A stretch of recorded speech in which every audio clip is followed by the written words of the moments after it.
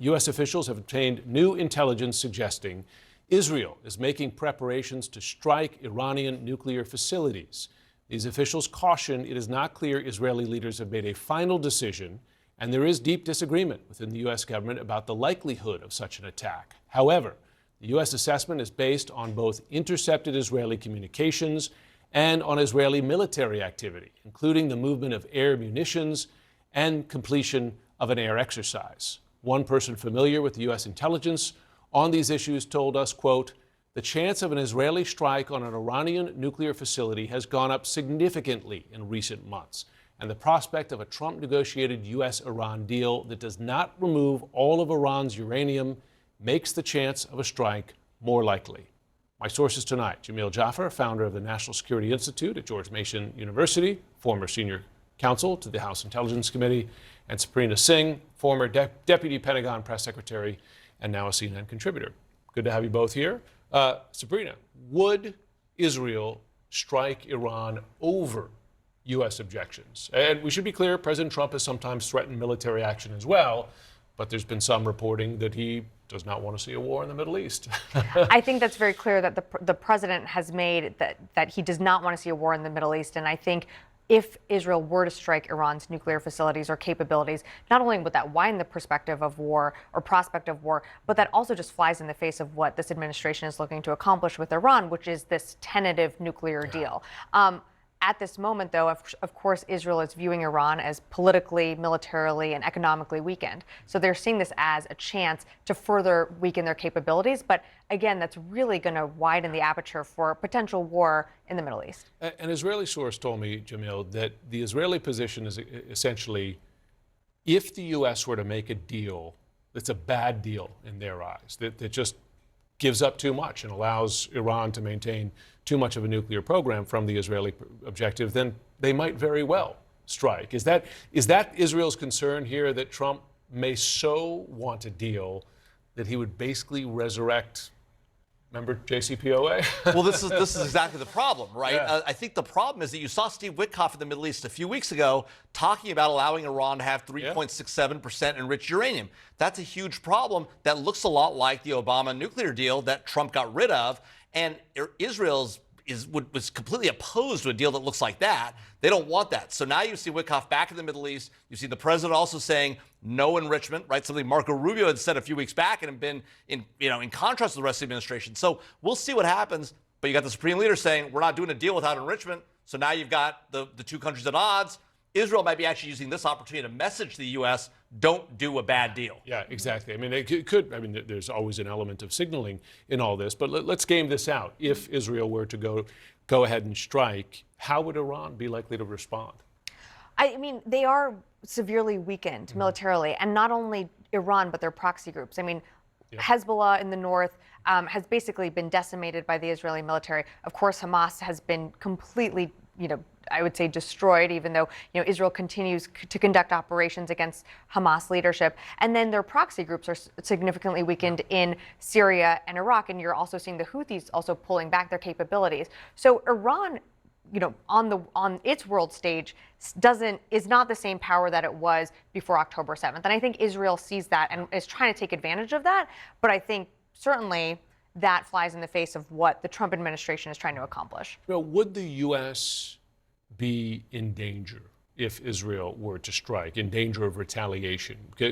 Could we assume that Iran would calculate, whether the U.S. was directly involved or not, that indeed the U.S. was involved or gave some sort of green or yellow light to this operation? I think that's exactly right. I think you'd see terrorist attacks around the globe. Iran would activate its networks, weakened though they are, around the globe, including the United States. We know that Iran has tried to undertake actual murder attacks in the United States against U.S. officials and the like, against Saudi officials. So we know they think they're trying to establish a capacity here. Whether they'll be successful or not is a different question, but they certainly will try to lash out.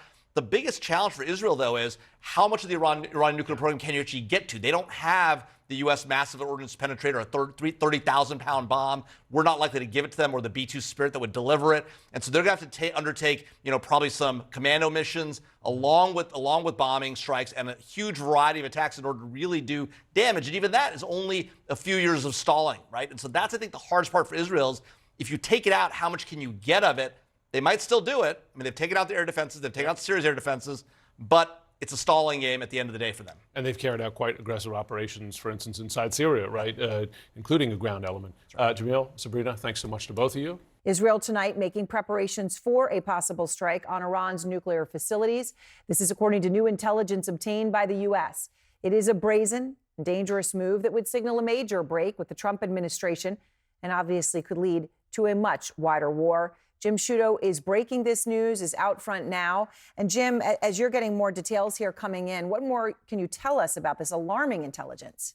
Well, this new intelligence includes both intercepted Israeli communications and observations of Israeli military movements that could suggest an imminent strike.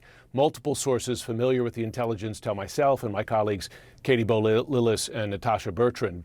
Among those military preparations the U.S. has observed are the movement of air munitions as well as the completion of an air exercise.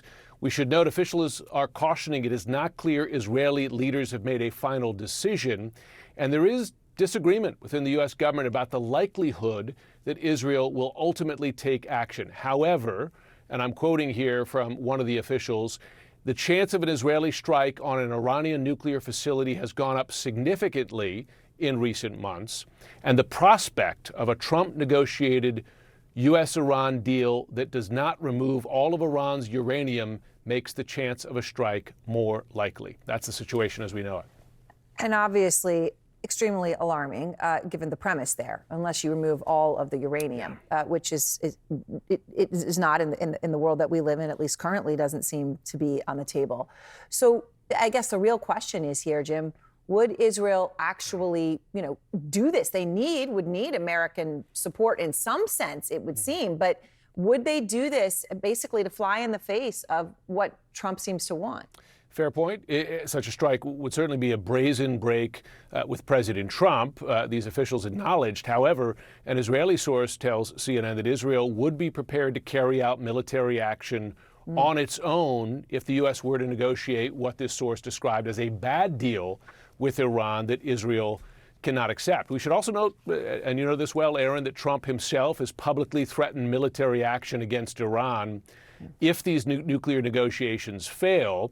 And in a letter to the Iranian supreme leader back in March, Trump set a 60-day deadline for those efforts to succeed. That, according to a source familiar with that communication, it's now been 60 days since that letter was delivered. So we should keep that timeline in mind as well as both Israel and the U.S.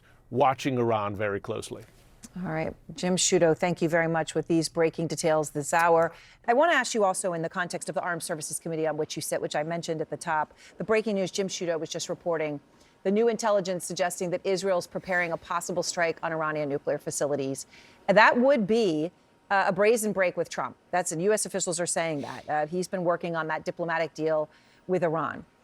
The question for you, Congressman, is at this point, from the information that you have in Armed Services, does Trump have any sway on Netanyahu at this point? He does. I mean, they're obviously dependent on the United States for aid, for support. And I praised, actually, President Trump recently saying that he was trying to get an Iran deal. In fact, some people in my own party criticized me for that. But it would be a disaster to have Netanyahu launch a strike. Most military experts don't believe it actually would be effective, just given how dispersed a lot of Iran sites are. And the fact is that some of them are in population centers based on public reporting. So it is my view that Donald Trump should make it clear that that's not good for stability. By the way, it's not good for oil prices, gas prices. The one thing Trump does understand is the economy is consequences of a war. And I'm very hopeful he'll stand up to the hawks in his own party and stand up and make it clear to Netanyahu this is not something America wants.